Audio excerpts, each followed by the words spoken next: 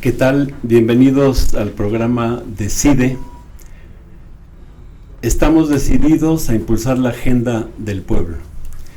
Y pues hoy nos han invitado aquí en el Sindicato Mexicano de Electricistas, sindicato histórico, creado desde 1914. Ya lleva más de 100 años de experiencia de lucha y ha estado siempre a la vanguardia de la lucha del proletariado mexicano, con Humberto Montes de Oca, secretario de Relaciones Exteriores y dirigente de la nueva Central de Trabajadores, para platicar sobre la situación de la clase obrera, sus tareas, su futuro en México y en esta región norteamericana.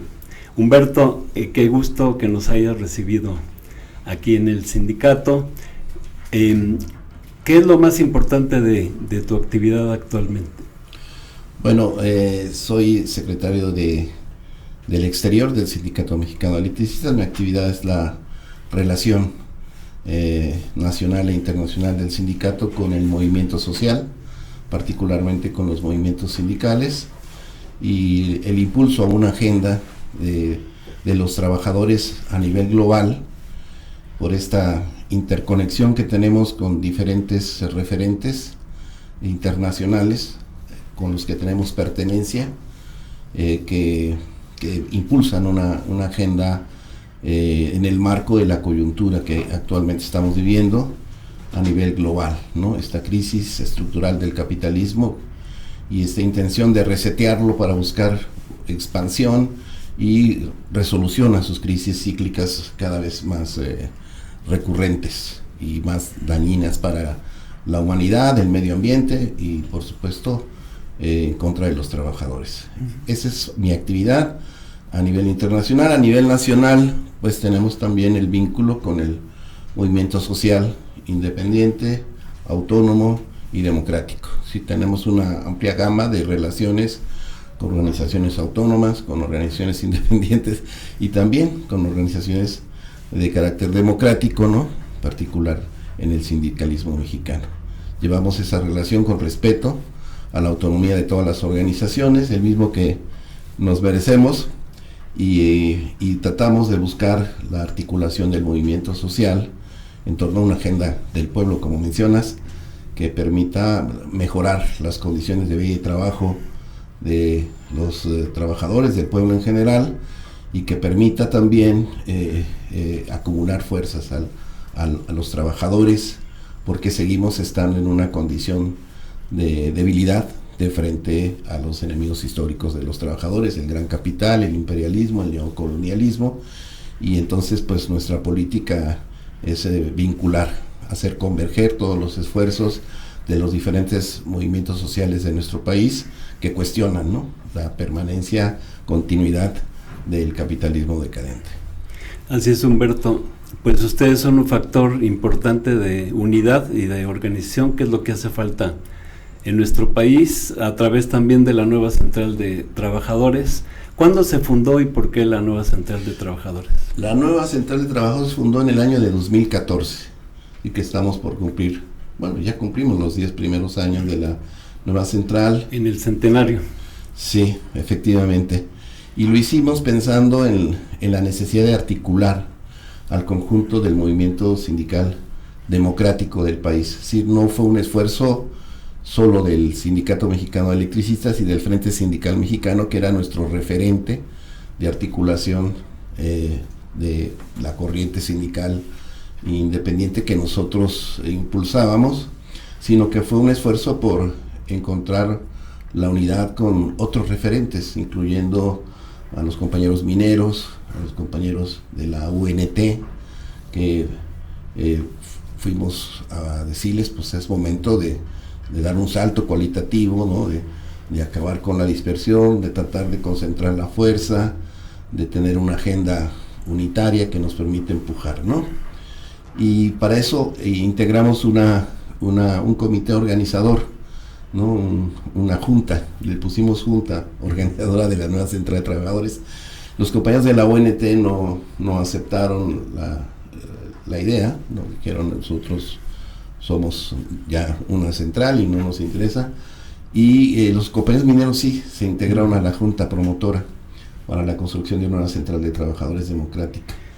Y estuvieron todo el trayecto hasta su fundación, y después de fundación se replegaron, ¿no? Pero estuvieron varios sindicatos importantes del sindicalismo democrático. La CENTE como tal no hubo un acuerdo, cada sección se vio en la libertad de aceptar o no la invitación a integrar la nueva central, y por lo menos la sección 9 de aquí de la Ciudad de México, la sección 18, la sección 19 de Guerrero, sí se integraron formalmente a la nueva central. De hecho tienen todavía su pertenencia vigente, y otros sindicatos que se integraron, que venían con el Frente Sindical Mexicano, por ejemplo el CITOAM, SUTIEMS, y el Sindicato del Transporte Público de Pasajeros también en esa época fue de los promotores. Y la característica de la nueva central es que no solamente es de sindicatos, también incluimos a las cooperativas, y también más allá de las cooperativas a colectivos temáticos. Muy importante. ¿Por qué cooperativas? Porque para nosotros en la implantación del neoliberalismo, que llevó a la precarización del trabajo, a la inestabilidad en el empleo, ¿no? Pues muchos trabajadores fueron descartados, ¿no? Así decían los compañeros argentinos, y lanzados al desempleo, ¿no? A la informalidad, despojados de un trabajo permanente, ¿no? Y esos trabajadores pues empezaron a organizarse para producir, ¿no? Bienes y servicios que les procuraran ingresos, y fue un momento de expansión del cooperativismo en América Latina, y algo pasó también aquí en México, y nosotros dijimos que pues seguían siendo trabajadores, ¿no? Y que como tal esta expresión de sobrevivencia y de pertenencia a la clase no debía de excluirse de un proyecto que tiene como propósito encontrar la centralidad política de la clase trabajadora, y los incluimos. Y aparte de eso, la nueva central tiene colectivos temáticos, es decir, puede haber participación individual de personas que con alguna profesión, oficio o capacitación puede aportar. Temáticamente tenemos el colectivo de género, ¿no? Igualdad de género, tenemos el colectivo... Tienen un trabajo feminista muy... Sí, tenemos un núcleo feminista. Sí, y muy activo, está muy ligado a toda la problemática y a las plataformas de articulación del feminismo, ¿no? El movimiento 8M, ahí está nuestro colectivo de género, que son compañeras que pertenecen tanto a cooperativas como a sindicatos. Tenemos un colectivo de jóvenes, ¿no? Que todavía no cuaja bien, y un colectivo de pero son el futuro. Sí, pues esa es la idea, ¿no? Estamos ante el reto, ¿no? De darle continuidad al sindicalismo, a la organización de clase, porque pues tú sabes que en todo el periodo neoliberal se fomentó en los jóvenes la competencia individual por ocupar, ¿no? Un ascenso social, y se golpeó muy duro al colectivismo, ¿no? Y el trabajo se ha precarizado tremendamente. Y entonces, impresionante. Eso desarticula la organización de los trabajadores. El hecho de que no haya estabilidad en el trabajo también tiene su efecto en la desorganización, desindicalización del trabajo. Por ejemplo, lo que nos pasó a nosotros con Calderón, ¿no? El decreto de extinción de la empresa pública Luz y Fuerza del Centro no solamente tuvo como objetivo acabar con el sindicato, toda vez de que el sindicato se oponía a la privatización del sector eléctrico, sino también a despojar del contrato colectivo emblemático en América Latina del SME, Luz y Fuerza, y precarizar en el sector y hasta la fecha las condiciones de trabajo de los que suplantaron nuestra actividad en la zona de atención de Luz y Fuerza del Centro, que son la mayoría son empresas contratistas, subcontratación con trabajo precario, y eso pasó de que teníamos un contrato colectivo, ¿no? Con una cobertura social, una perspectiva de jubilación, ¿no? Con buenos ingresos y demás. De acuerdo a lo que plantea el artículo 123 de la Constitución. Sí, por supuesto. Actualmente se está violando la Constitución de manera cotidiana. En los hechos así es, ¿no? Porque no hay estabilidad, ¿no? Se han hecho intentos como las reformas a la Ley Federal de Trabajo para... En un principio se habló de prohibir el outsourcing, ¿no? En un principio se habló de prohibir, y después allí en la legislación pues sobrevivió a eso, se reglamentó de una manera más estricta, pero sigue habiendo, ¿no? Este tipo de contratación con inestabilidad en la permanencia del empleo. Sí. Y bueno, situaciones muy graves en cuanto, por ejemplo, al derecho a huelga. A mí me impresiona el hecho que hay 5 huelgas mineras que al iniciar el sexenio anterior tenían 11 años y ahora ya tienen 17 años. ¿Qué está pasando? ¿Cómo te lo explicas? Pues yo creo que es sobre todo la debilidad del movimiento, ¿no? Uno puede decir es que debieron resolverlas, ¿por qué no lo hace? Si hay un gobierno progresista, ¿por qué no toma cartas y resuelve, no? Pues debiera ser posiblemente así, pero creo que lo realmente que genera esta situación es la debilidad, la dispersión, la falta de una articulación del movimiento sindical democrático que pueda ejercer, ¿no? Presión, que pueda ejercer alternativas para solucionar esos conflictos. Lo mismo podría decir del conflicto de luz y fuerza, ¿no? Entonces, 15 años y todavía no podemos resolverlo de fondo, ¿no? Hemos dado algunos pasos, recuperamos parcialmente algo de lo que nos fue despojado por Calderón, pero en esencia todavía falta mucho por hacer, ¿no? Entonces creemos que necesitamos un movimiento sindical muy proactivo, ¿no? Con muchas iniciativas, pero también con el fortalecimiento de su unidad. Y hablamos de unidad de acción, no necesitamos casarnos, no necesitamos hacer una sola organización. Esa es la clave, la unidad de acción. Claro. En otros países, por ejemplo en Uruguay hay una zona central, ¿no? El PIT-CNT, y eso le da una capacidad de gestión, de negociación y de movilización al movimiento sindical uruguayo que no se ve en todas partes del mundo, ¿no? ¿Y en Argentina qué está pasando? Bueno, en Argentina también hay dispersión del movimiento social y del sindicalismo, ¿no? De frente a un gobierno anarcocapitalista, ¿no? Que está desmantelando al Estado, que está desmantelando los derechos sociales, las libertades democráticas, y no se alcanza, ¿no? a concentrar una articulación. Ahora últimamente lo que tenemos como referencia es estas iniciativas que tomó el movimiento estudiantil. Los estudiantes que están defendiendo el derecho a la educación pública sí se están articulando, y posiblemente ellos se conviertan en factor de unidad para el conjunto de las fuerzas democráticas de Argentina para enfrentar a este gobierno de capitalismo salvaje. Humberto, ¿cómo ves la situación del sindicalismo actualmente después de la reforma laboral de 2019? Uh-huh. Bueno, yo creo que se dieron pasos, ¿no? Con la intención de abrir un espacio de crecimiento, de desarrollo del sindicalismo democrático en nuestro país, ¿no? Pero que no ha cuajado. No ha cuajado porque no hemos visto cambios sustantivos en la correlación de fuerzas, ¿no?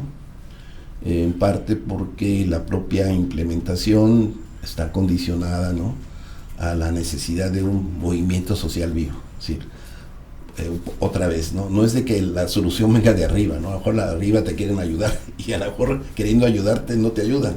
El tema es que nosotros, los trabajadores, no hemos alcanzado un grado de organización, de unidad y de definición política que nos permita aprovechar esas coyunturas, esas posibilidades. Tendrían mucho más profundidad y sentido si los trabajadores de a pie, ¿no? Tuvieran la intención de decir, bueno, yo estoy en tal lugar, la empresa, hay un supuesto sindicato que yo no conozco, nunca me han convocado y todo, pero hoy cuento con una herramienta que me va a poder ayudar, ¿no? A reorganizar como sindicato. Esa es una parte. Y la otra parte es de que sigue habiendo obstáculos por parte de la patronal, ¿no? Sigue habiendo represión a los que se quieren organizar, no solamente parte de los patrones y de los propios sindicatos, ¿no? Que concentran ahí su poder, sobre todo en la industria, a donde no hay movilidad, ¿no? Acá en la nueva central estamos dando una dura pelea. Con nosotros están los compañeros de Silas, ¿no? Están los sindicato que no tiene pertenencia, pero que nosotros participamos muy activamente, Cintia, que es el sindicato de los trabajadores de la General Motors de Silao, Guanajuato. ¿Tienen relación con las casas obreras? Sí, por supuesto, ese es un proyecto, ¿no? que se está fomentando con ayuda o apoyo de organizaciones internacionales, ¿no? Muy importante, ¿no? Está retomando las tradiciones de lucha iniciales del fines del siglo XIX. Por supuesto. Con el neoliberalismo hemos sufrido un retroceso de 150 años. Sí. Y así como empezaban a organizarse hace 150 años, pues actualmente las casas obreras están articulando, uniendo a los las trabajadoras. Cuando nosotros dijimos junta promotora, era también en relación a las juntas promotoras, ¿no? Del Partido Liberal Mexicano, del Mangonil, entonces queríamos tener un referente, ¿no? Y de hecho las casas son parte de este enfoque, ¿no? De recuperar las tradiciones, ¿no? Las experiencias de lucha promovidas desde el internacionalismo proletario. Y creo que eso se está dando, ¿no? ¿En qué estados existen las casas obreras? Ahorita tienen casas como en 4 o 5 estados, ¿no? Hacen un activismo, ¿no? Creo que debiéramos concertar acciones, ¿no? Que le dieran relevancia a estos esfuerzos. ¿Qué es lo que no hay? Porque hay una especie como de dispersión y automatización de carácter político ideológico, ¿no? Si no es mío, pues entonces yo no le entro, ¿no? Cuando ha quedado demostrado que cuando las fuerzas progresistas no encuentran un espacio de referencia, ¿no?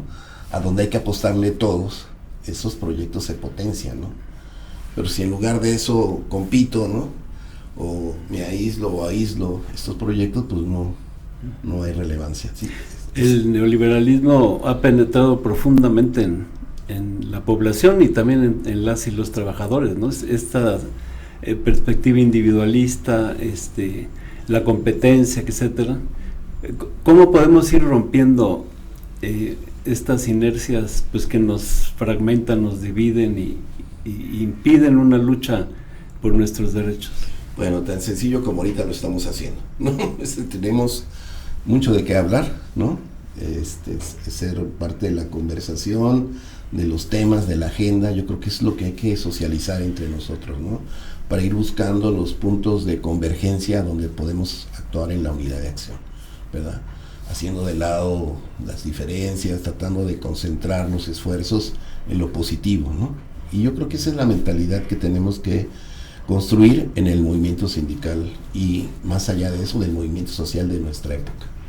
El saldo del neoliberalismo efectivamente atomizó la represión, ¿no? La persecución, el hostigamiento del gobierno de Calderón, de Zedillo, de Salinas, y bueno, más para acá, de Fox, de Peña Nieto, en fin, todo eso ha contribuido a la dispersión, ¿no? Y sí necesitamos remontar eso, pero ¿cómo lo vamos a hacer? Una parte es dando lo que hoy le llaman la batalla cultural, ¿no? Tenemos que verbalizar nuestro propio análisis de correlación de fuerzas, verbalizar también las rutas posibles para remontar una situación de debilidad, y tenemos que ir creando, ¿no? Proyectos que nos unifiquen con una agenda como la que proponen ustedes del pueblo, en donde haya una participación activa de los diferentes movimientos, haya un marco de respeto, ¿no? A las diferencias, un marco de respeto a las particularidades de los movimientos, que no todos tienen que ser iguales, ¿no? Irnos sobre lo que nos une y no sobre las diferencias. Definitivamente. Sí, creo que hay que crear una cultura nueva porque todavía arrastramos la cultura del siglo pasado, que era de esas reuniones de horas, 8 horas discutiendo grandes programas y peleándose todos contra todos, pues que lo que hacen es paralizar el movimiento. Entonces este planteamiento de la unidad de acción creo que es lo fundamental para avanzar. Definitivamente, porque si te das cuenta, la derecha ganó terreno político, ideológico, cultural y artístico, porque fue más pragmática en el sentido de encontrar sus referentes, ¿no?, en una narrativa de descrédito hacia lo colectivo, hacia lo social, hacia la posibilidad de un cambio estructural de la economía y demás, ¿no? Y tuvo efecto, ¿no?, en la sociedad y en los movimientos. Nosotros tenemos que ir a la inversa, ¿no? Tenemos que generar nuestros espacios, tenemos que encontrar una agenda común, ¿no?, y dar esa unidad de acción de la que se habla en torno a demandas estratégicas, ¿no? Por ejemplo, te voy a decir ahorita la jornada de 40 horas, ¿no?, que yo creo que es lo que sigue en lo inmediato, y nosotros estamos haciendo ese esfuerzo por concertar un acuerdo con todos los que estén dispuestos a reclamar ese derecho, ¿no? Y estamos en pláticas con compañeros mineros, con compañeros de la UNT, con la CENTE, ¿no? O sea, que se ha conquistado en varios países, ¿no? Pues sí. Incluso hay jornadas de 35 horas sí. en Francia, por ejemplo, y nosotros apenas vamos por las 40 horas. Es una meta importante. Bueno, nosotros en Luz y Fuerza tenemos 40 horas, ¿no? En la empresa donde estamos ahora en Fénix tenemos 40 horas, ¿no? Uh-huh. Pero hay que dar el ejemplo. Exacto, pero en lo general no es algo que se aplique, no es una conquista del Sindicato Mexicano de Electricidad haber logrado la jornada de 40 horas en el pasado, pero hoy estamos ante una necesidad urgente para el conjunto de la clase trabajadora de encontrar una forma de redistribuir el tiempo de vida, ¿no? Y no dedicarte a trabajar, ¿no?, sino trabajas para vivir, ¿no?, para disfrutar, para conocer, para tener acceso a la cultura, a la educación, a la salud, y no convertirte en un esclavo del capital. Entonces, ese es muy estratégico el tema de las 40 horas, y ojalá podamos tener, antes de que termine el año, una gran movilización convocada por los sindicatos, ¿no?, en eso que estamos de acuerdo, que vaya por las 40 horas, porque aunque haya mayoría calificada en la Cámara de Diputados, pues hay una parte de la fracción mayoritaria que no está de acuerdo con las 40 horas, ¿no? Entonces necesitamos que el movimiento empuje. Presione. Sí, y la cuestión del salario, ¿no? Porque, por ejemplo, se establece la jornada de 40 horas, pero si el salario no alcanza, toda la gente se va a trabajar al tianguis el domingo, agarra un taxi, en fin, tiene que seguir trabajando para completar pues las necesidades familiares. Entonces hace falta también empujar en la cuestión salarial, ¿no? Hay que reconocer que en el sexenio de Andrés Manuel hubo importantes incrementos al salario mínimo, históricos, ¿no? 121%. Así es, eso es muy reconocible, ¿no? Sin embargo, arriba de los salarios mínimos están los salarios contractuales, y esos quedaron congelados. Sí, creció un 2-3% en todo el sexenio. Entonces yo creo que esa parte hay que impulsar, ¿no?, el ingreso, porque la redistribución del ingreso, ¿no?, se puede dar de muchas maneras, ¿no? Los programas sociales de apoyo a los sectores vulnerables de la sociedad pues son muy loables, y qué bueno, ¿no?, que se distribuya así la renta nacional, pero sí hay que buscar la forma que haya otro tipo de redistribución que tenga que ver con el trabajo, la productividad del trabajo, ¿no?, y el esfuerzo que hacen los trabajadores porque esto funcione. Ese es otro enfoque, ¿no? Y romper ya este desequilibrio, porque en 1976, dentro de la riqueza, los trabajadores se llevaban el 41%, los patrones el 43%. Actualmente los trabajadores se llevan el 26% y los patrones el 68%, o sea, se ha roto todo equilibrio. Entonces sí es importante empujar, claro, porque finalmente el que produce la riqueza es el trabajador y la trabajadora.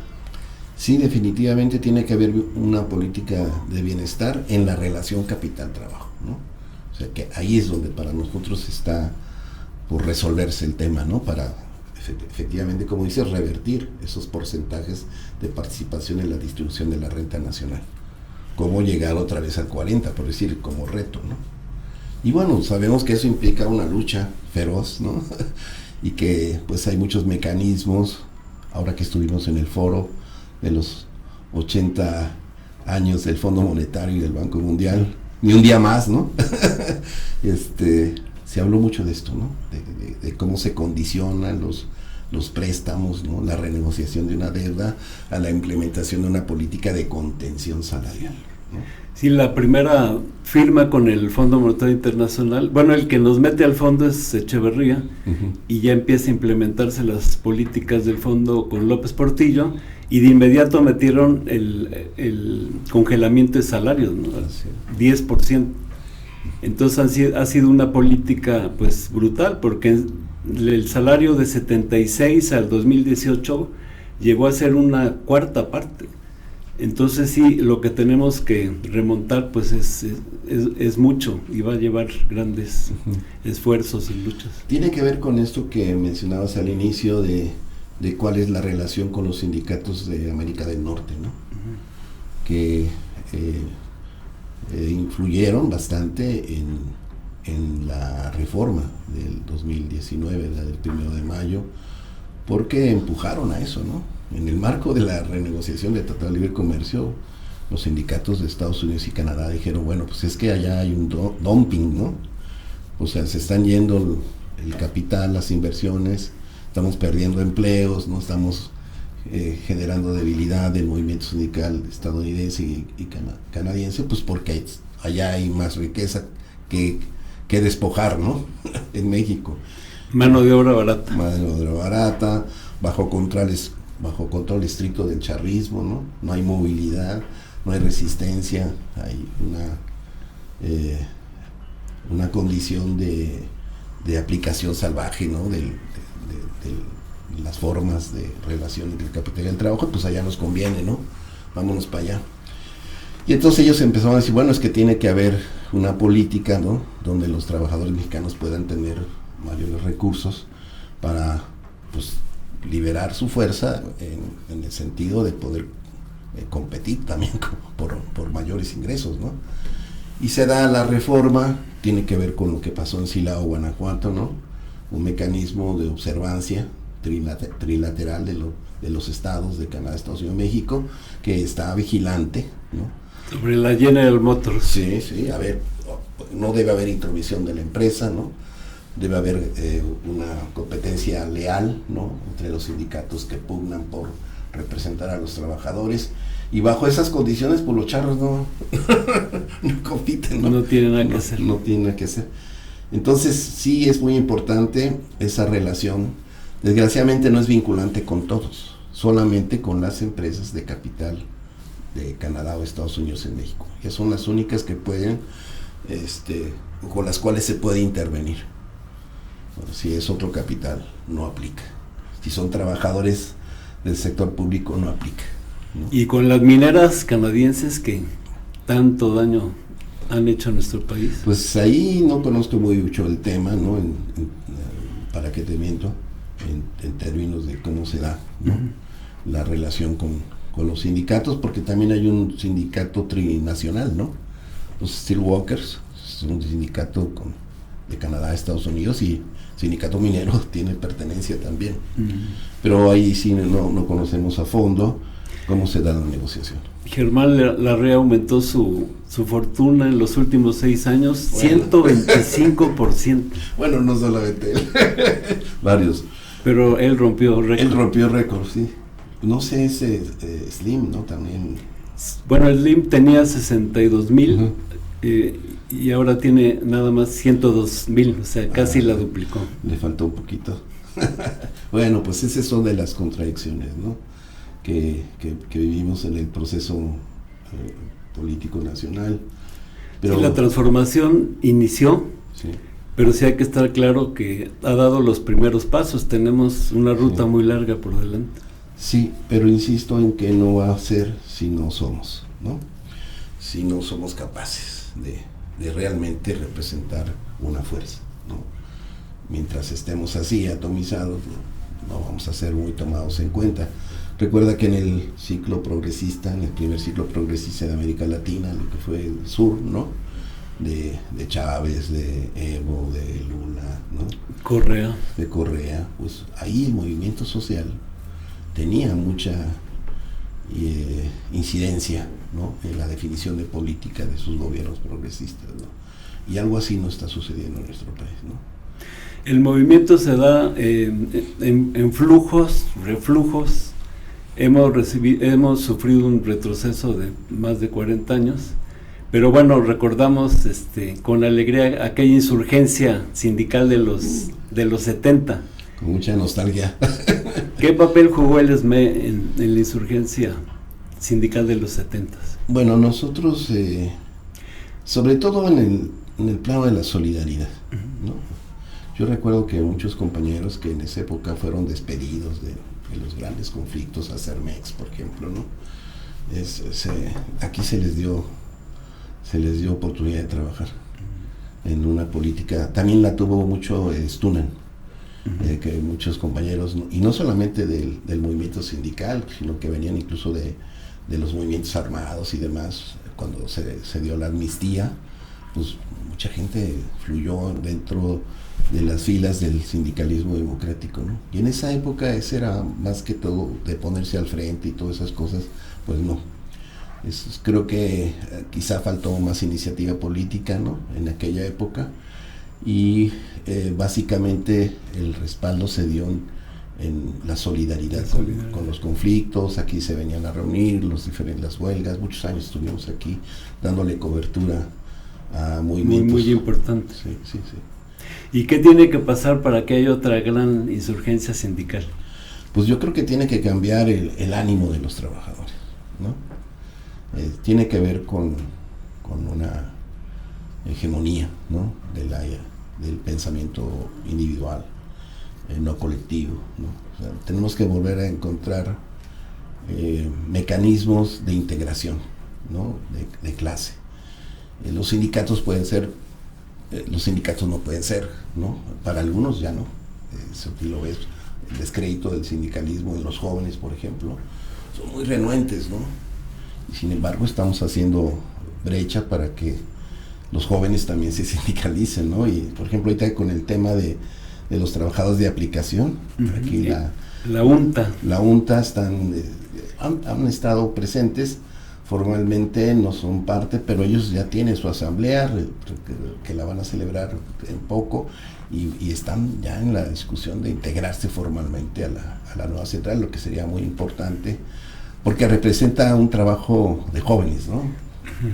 En condiciones precarias, ¿no? Pero que quieren su sindicato. Y absurdas, ¿no? La Unión Nacional de Trabajadores por Aplicaciones pues lucha en contra de este esquema en que se les toma como emprendedores. Autónomos. Entonces, digo, el patrón, en lugar de poner los medios de producción, no, ellos tienen que poner la moto, la bici o el automóvil. Si se accidentan, no tienen seguro, porque supuestamente son socios de la empresa. En fin, esquemas muy perversos. La peor cara del capitalismo se da en los trabajos por aplicaciones. No, es terrible. En la subcontratación, ¿no? Fíjate, nosotros, pues, estar en una empresa pública, ¿no? Con un contrato colectivo ejemplar y demás, ¿no? Donde todos los trabajadores estaban sindicalizados y tenían las prestaciones del contrato colectivo, ¿no? A diferencia de Comisión Federal de Electricidad, Luz y Fuerza integraba a todos, no solamente las actividades sustantivas, ¿no? De generar, transformar, transmitir, distribuir y comercializar energía, que ese es el concepto estructural de la organización en Comisión Federal de Electricidad, y todo lo que esté fuera de eso lo hace el contratismo, ¿no? Por eso es que ahorita hay más de 10,000 empresas subcontratadas por la Comisión Federal de Electricidad. Y en el caso de Luz y Fuerza del Centro, nosotros teníamos a todos. Como debe ser. Todas las actividades estaban amparadas por el contrato colectivo de trabajo. Todas. No teníamos subcontratación. Ese es algo de lo más destacado en nuestro contrato colectivo. Todos los trabajadores de servicios, de talleres, de fábricas, de construcción, eran sindicalizados, ¿no? Y en la Comisión Federal, ¿no? Ellos contratan a empresas de terceros para hacer estas actividades. Entonces, regresar a eso, pues es un reto, pero en general debería haber contratación colectiva. Creo yo que el tema de la contratación colectiva puede ser también un articulador, ¿no? Y si los trabajadores, como decías, ¿qué nos hace falta? Pues entender qué es la contratación colectiva, ¿no? Si entiendes qué es la contratación colectiva, de que tú no estás en forma individualizada con un patrón, ¿no? Que tiene todo el poder y con sus cómplices charros, y que tienes la capacidad de autoorganizar, ¿no? Para tener una contratación colectiva que te dé estabilidad, ¿no? Que te dé derechos sociales, que te dé libertades sindicales y que te dé también una perspectiva de futuro, de una vejez digna, pues suena bastante atractivo. Que te dé fuerza. Claro, pues los jóvenes ahorita no tienen futuro, ¿no?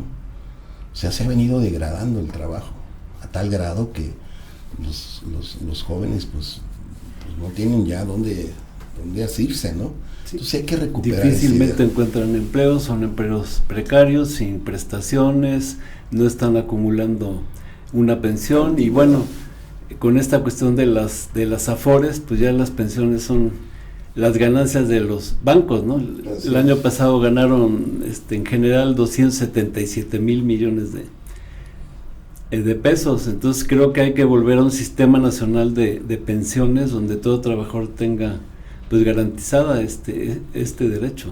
Ese sería un tercer eje unitario. Luchemos por pensiones dignas, ¿no? Eso también puede movilizar. Ahorita hay un movimiento de jubilados y pensionados en México muy activo y se está como queriendo articular. Nosotros tenemos una confederación ahí en la nueva central, la Confederación de Jubilados Adultos Mayores, ¿no? De la República Mexicana, pensionados y adultos mayores, que está buscando articularse con otros movimientos de pensionados y jubilados, porque hay del seguro social, hay de educación, pero otra vez ese enfoque gremial, ¿no? Uh-huh. Que no logramos superar. El gremialismo es parte de la dispersión, ¿no? O sea, no tener una visión de clase, ¿no? Sino de estar anclado a tu particularidad, ¿no? A tu identidad gremial. Eso limita la acción colectiva general, y eso también se convierte en un dique para el crecimiento del sindicalismo democrático. Y la de los jubilados pues es una gran fuerza, porque ya tienen tiempo disponible, que es lo que no tiene una persona en edad media, y pues sí están siendo un factor importante en el impulso de las luchas, junto con la juventud, desde luego, ¿no? A nivel internacional hay un auge del movimiento de jubilados y pensionados a nivel internacional. Los vimos en Francia con este tema de la modificación de su régimen de jubilaciones y pensiones. Lo estamos viendo hoy en Argentina, que los están golpeando durísimo y salen compañeros y compañeras de 70, de 80 años a manifestarse, y pues son un símbolo de la resistencia, ¿no? Y aquí en México también se está dando una articulación probablemente estemos para el año próximo, no nosotros, sino estas organizaciones que se están articulando, convocar a una gran convención de jubilados y pensionados de México, y tratando de integrar a todo el conjunto, y como decíamos, buscando un eje articulador, ¿no? Las coincidencias, no las diferencias, que es lo que nosotros no hemos podido romper. Hay una cultura así de la fractura, del sectarismo, ¿no? De buscar en qué está mal el sí, de frente, sí, ¿no? Sí, para descalificarlo, y entonces pues ya no vamos, ¿no? Y aquellos felices, los del otro lado dicen, no, qué bueno, ¿no? Sí hay un auge, y me parece que ese podría ser también un tercer eje, ¿no? Ya vimos el tema del salario, el tema de la jornada de trabajo, el tema de jubilaciones y pensiones, por ahí. El empleo. Porque bueno, en México pueden trabajar 80 millones, pero la población económicamente activa nada más es de 61, y únicamente tiene un empleo formal 24 millones. Entonces realmente la mayoría y desde luego la mayoría de los trabajadores son trabajadores informales o de plano no tienen empleo, y aquí hay que considerar que proletario, el que es proletario tenga o no tenga empleo, es proletario. Eso mismo es la esencia del proletariado, que no tiene medios de producción propios, ¿no? Entonces, esté contratado o no, no deja su condición de trabajador o trabajadora. Entonces, bueno, habría que garantizar este derecho del empleo formal y con prestaciones a 80 millones, porque incluso los que tienen empleo formal, muchos no tienen las prestaciones de ley. Últimamente les da por contratar con esta figura de prestador de servicios. Entonces no eres un trabajador, no, eres un prestador de servicios y por lo tanto sin derechos, y esos son rasgos muy negativos que hay que erradicar. Así es, fíjate que nosotros en ese contexto de cómo se sostiene este tipo de relación informal entre el trabajo y el capital, tenemos el concepto de organizar a los no organizados, que tiene que ver con eso que dices, ¿no? de la informalidad, del desempleo, ¿no? Del descarte, para que esas personas puedan organizarse también dentro de la propia central y buscar bajo la modalidad de crear un sindicato o de ser parte de un colectivo, se organicen, porque hay una fuerza impresionante de personas que están en esa posibilidad, pero no hemos sabido generarles espacios de participación, y creo que también aquí cabe la inventiva, ¿no?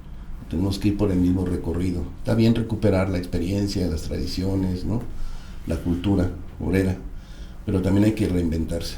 Y ahí sí, hay situaciones totalmente nuevas y hay que ver cómo nos organizamos. Yo recuerdo en los 70s, pues los trabajadores vivían en vecindades, y en aquella época pues, con una jornada de 8 horas les alcanzaba. Entonces, saliendo del trabajo, podían hacerse reuniones, todo el mundo vivía por ahí y había una dinámica organizativa fuerte. Entonces lo que hicieron fue empezar a rotar turnos, del primero al tercero, al segundo. Luego a través de la vivienda, Infonavit lo que hizo fue mandarlos a 2 horas, ¿no? A Tizapán de Zaragoza, Nicolás Romero, Los Reyes La Paz. Entonces ya el trabajador pues tarda 1 o 2 horas en llegar, y saliendo de la fábrica tiene que regresar, y ya no hay ese tiempo y espacio para organizarse. Pero bueno, hoy tenemos las redes sociales, tenemos el Zoom, etcétera. Entonces hay que ver cómo en las condiciones actuales podemos organizarnos sin tratar de repetir esquemas del siglo pasado que ya no funcionan. Y yo de esa época recuerdo bien el movimiento urbano popular, porque también fue una respuesta a eso que tú dices, ¿no? De cómo dentro del tema de la vivienda en su territorio, ¿no? La lucha por los servicios, por la regularización de la vivienda, etcétera, dio lugar a que se organizara también el proletariado, ¿no? En su hábitat. Y el movimiento urbano popular fue muy importante. Muy, muy fuerte, sobre todo en los 80s, 90s, sí. Y en la actualidad también tiene gran fuerza. Sí, claro. Y eso también no hay que descartarlo, ¿no? Porque yo creo que eso es una alianza natural, ¿no? El trabajador no es solamente un asalariado, ¿no? También es un sujeto social demandante de bienestar, de salud, de educación, de vivienda, ¿no? Y por esa vía también se puede organizar, ¿no? Sin dejar de lado, como algunos ahora plantean, ¿no? La necesidad de hacer un trabajo con la clase trabajadora, ¿no? Dicen, no, es que hay otros sujetos sociales, ¿no? Ya no es tan importante el trabajador industrial y demás. Nada más es el que produce la riqueza, y además está en los sectores que mueven la producción. Sin negar a los otros sujetos, pero hay que reconocernos que como trabajadores tenemos un papel, ¿no? Y lo podemos jugar si tenemos la capacidad de interpretación de lo nuevo, como tú dices. Ahora hay otras formas, ¿no? Que podemos instrumentar para articular, para crear espacios, ¿no? Para ser parte de la conversación y de la agenda política nacional, pero hay que proponérselo. Si uno no se lo propone, si uno está a la defensiva, pues, tratando de que no me quiten lo que me queda y asegurando pues los mínimos, pues difícilmente, ¿no? No tenemos una proyección como clase trabajadora. Y esa es la necesidad que nosotros observamos en desarrollarnos, ¿no? También en el plano político y de las iniciativas, ¿no? De la clase trabajadora. Y con esta propaganda incesante, cotidiana, para desmoralizarnos, ¿no? Pues ya estamos en la Tercera Guerra Mundial, el cambio climático, ya nos cargó la chingada, ¿no? Sí. En lugar de ver que la humanidad está en un punto en que lo viejo ya no funciona, ya murió, lo nuevo no nace, pero tenemos que hacerlo nacer, tenemos que construir lo nuevo y encontrar una sociedad justa, donde los derechos sean una realidad, donde el pueblo tome el poder, y eso es lo que tenemos a futuro. Pero bueno, con toda la propaganda incesante, pues tratan de bajonearnos, ¿no? Citaste a Gramsci. Es muy importante eso, porque la lucha se da en todos los planos, ¿no? Y si no somos capaces de dar la lucha en el plano de la cultura, ¿no? De las ideologías, de la educación, pues esas ideas dominantes, ¿no? Del apocalipsis, como se menciona, pues hacen mella, ¿no? En la población y en particular en sectores sociales organizados, ¿no? No hay posibilidades de otra cosa más, ¿no? El capitalismo es eterno, es indestructible, ¿no? Y es más fácil que se acabe el mundo que se acabe el capitalismo, así se dice. Eso tenemos que generar una esperanza también, ¿no? Una alternativa. Y sí tenemos que entender que el momento sí es muy grave, ¿no? Porque en efecto el cambio climático está generando cosas que antes no veíamos, ¿no? Y que lo hacen patente, palpable, ¿no? Sufrible. Y en el tema de la guerra, pues también, ¿no? Ahora que vamos a ver las elecciones el 5 de noviembre ahí en Estados Unidos, pues eso también va a generar una nueva situación. Entonces, ¿cómo vamos leyendo esas cosas que ocurren y que tienen afectación sobre nuestros propios planes, nuestras propias perspectivas? Y al mismo tiempo el capitalismo salvaje pues, se está desnudando con este ataque sobre explotación no solo a los seres humanos, a la naturaleza, con este negocio permanente de la guerra, los genocidios que estamos en tiempo real contemplando. Se ve. Entonces, el capitalismo salvaje ya está desnudo y hay una humanidad que se está movilizando y que pues tiene que hacer un lado ese viejo sistema y construir el nuevo. Así es, yo creo que esa es una necesidad, que tenemos que ser partícipes en la formulación de las alternativas en un plano global. Por eso es importante las relaciones internacionales, ¿no? Porque estamos todos debatiendo lo mismo, ¿no? ¿Qué hacemos de frente a la guerra? ¿Qué hacemos de frente al genocidio? ¿Qué hacemos de frente al cambio climático, ¿no? ¿Qué hacemos ante la precarización del trabajo? ¿Qué hacemos con el tema de la democracia en el marco de la democracia liberal burguesa, ¿no? ¿Qué construimos? ¿Qué es el poder popular, ¿no? En nuestra época. Esos temas son los que hay que debatir. Y yo creo que el sindicalismo tiene relevancia en esa discusión. Sí, y el tema que has comentado de la democracia, ¿no? Necesitamos una nueva forma de toma de decisiones para que realmente la voluntad popular se ejerza, ¿no? Definitivamente el pueblo tiene que organizarse, ¿no? Y plantearse, ¿no? Alternativas. Y bueno, creo que venimos de una experiencia en donde hemos pasado por diferentes momentos, ¿no? A donde se ha tenido la capacidad de articular movimientos sociales importantes. En los 80, por ejemplo, con la Asamblea Nacional Obrero Campesina y Popular. Los paros cívicos, ¿te acuerdas? El paro cívico nacional, 18 de octubre. Todo eso creo que son experiencias que son rescatables, fíjate, muy rescatables. Se da en el marco de la existencia todavía de la Guerra Fría, ¿no? Dos polos así. Después viene la desaparición de la Unión Soviética, el bloque, y sí viene como un desajuste, ¿no? De las izquierdas a nivel global, y creo que eso todavía no se ha superado, ¿no? Ha habido muchas experiencias muy nuevas, muy creativas, muy esperanzadoras a nivel global, aquí mismo en México, pero que todavía no alcanzamos a recuperar de todo ese ese golpe, ¿no?, tan fuerte que tuvo la izquierda a nivel internacional.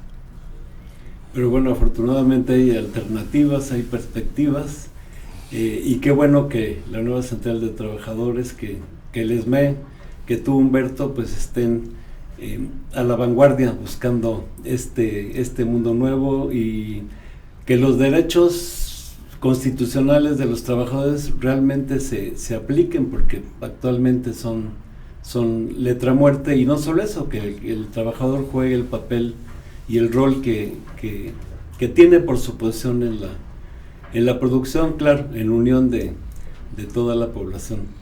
Y va a ser muy necesario, Pablo, porque hoy todo el mundo habla de la relocalización del capital, ¿no?, y del nearshoring, aquí, que van a llegar inversiones y demás.